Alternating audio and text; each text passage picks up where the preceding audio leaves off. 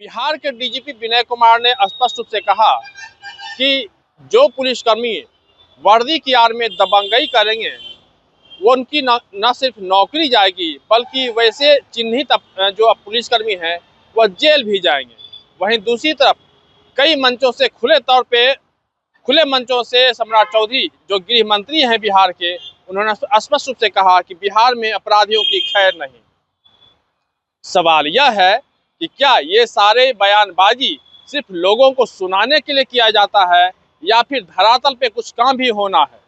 नमस्कार, आप देख रहे हैं अमर उजाला में आपके साथ कृष्ण वल्लभ नारायण। बिहार में लगातार बयानबाजी होती है, खूब बयानबाजी होती है। सम्राट चौधरी लगातार कई मंचों से खुले तौर पे कहते हैं कि बिहार में अपराधियों की खैर नहीं, जो सड़क पर बदमाशी करेंगे, जो अपराध करेंगे, उनकी खैर नहीं।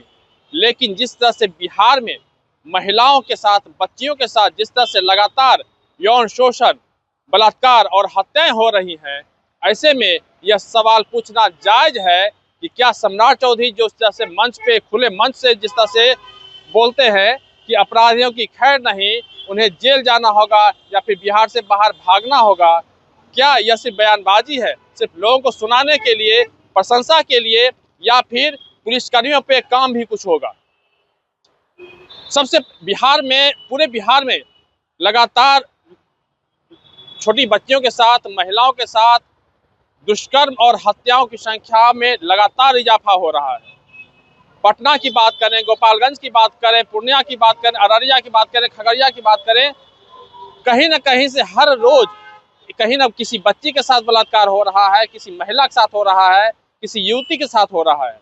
और वो सारे मामले दब जाते हैं क्योंकि अभी फिलहाल पटना में नीट छात्रा की मौत का मामला, अभी उस मामले पे पूरा बवाल है और इसी वजह से अन्य जिलों की जो घटनाएं हैं वह थम जा रही हैं, उस पर बात नहीं हो पा रही है, उस पर चर्चाएं नहीं होती है, क्योंकि जो हाई प्रोफाइल अभी बना हुआ है नीट छात्रा की मौत का मामला, उसमें अब हालांकि इसमें अब तक रिजल्ट नहीं आ पाया। जो परिजन है वो कई बार वो गुहार लगा चुके हैं, लेकिन वो साफ तौर पर वो भी कहने लगे हैं कि अब लगता है कि हमें न्याय नहीं मिलेगा।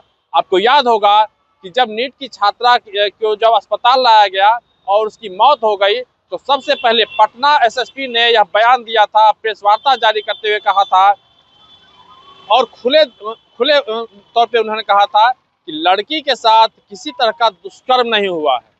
उन्होंने इस बात को दावा देते हुए कहा था कि लड़की के साथ किसी तरह का दुष्कर्म नहीं हुआ है। और इसका जब लोगों ने विरोध किया, जब सड़क पर जब न्याय मांगने के लिए आए, तो पुलिस ने न्याय के बदले उनके साथ बर्बरतापूर्वक लाठीचार्ज किया था। आपको वो भी दिन याद होगा। लेकिन जैसे ही पोस्टमार्टम रिपोर्ट आया, इसके बाद पटना पुलिस की खूब किरकिरी हुई। इसके बाद आनन फानन में ये सभी सवाल उठने लगे कि आखिर जो हॉस्टल के जो संचालक हैं, जो मालिक हैं, वो कहाँ हैं, पुलिस उन्हें क्यों नहीं खोज रही है।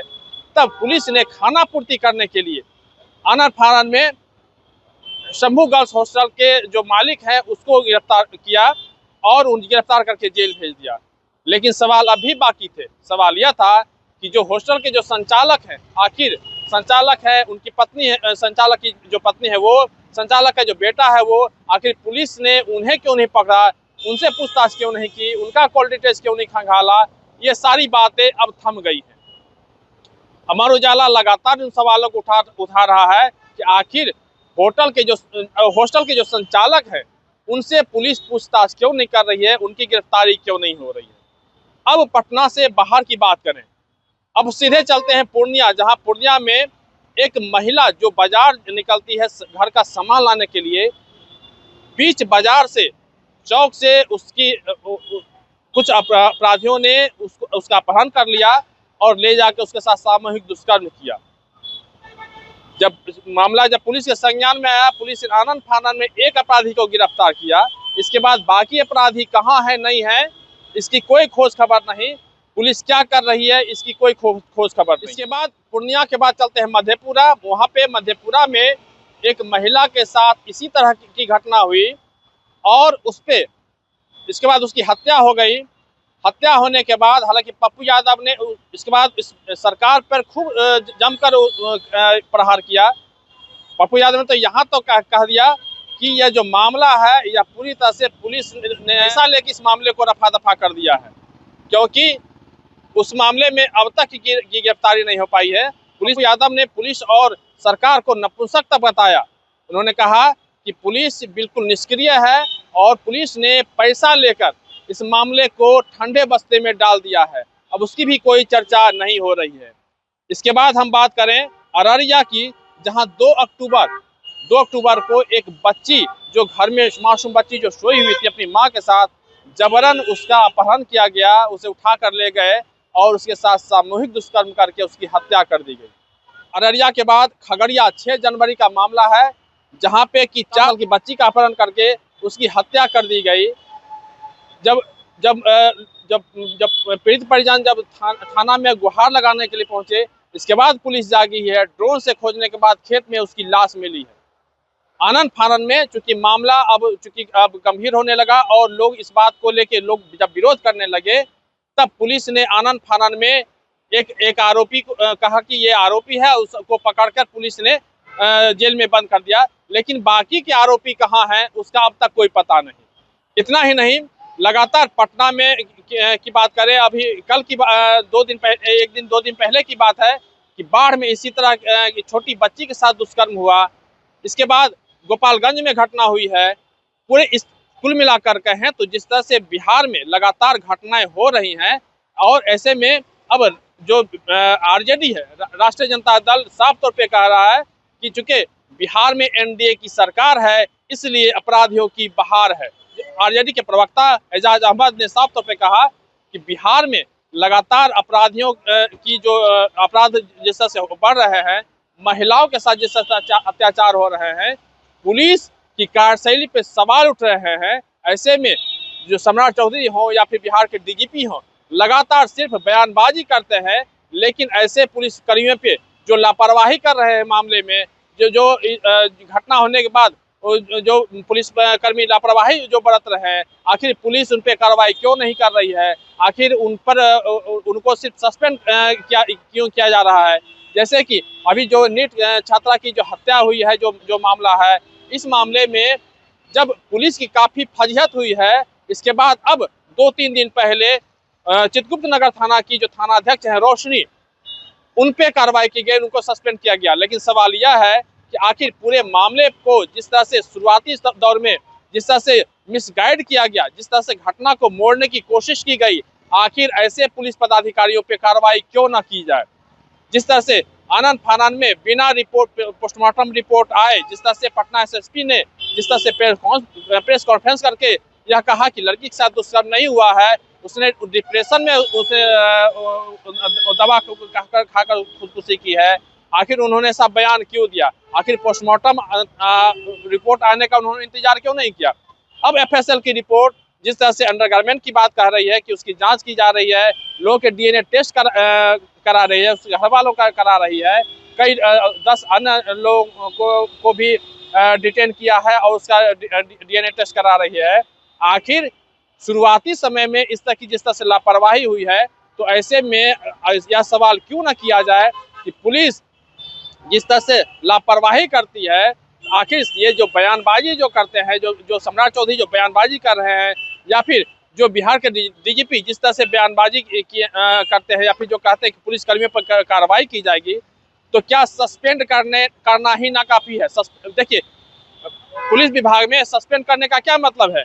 सस्पेंड करने का मतलब यह है कि 2 महीना, 4 महीना, 6 महीना तक उन्हें सस्पेंड किया जाएगा, और फिर इसके बाद उनकी जब पोस्टिंग होगी तो उसे बेहतर थाना में पोस्टिंग की जाएगी।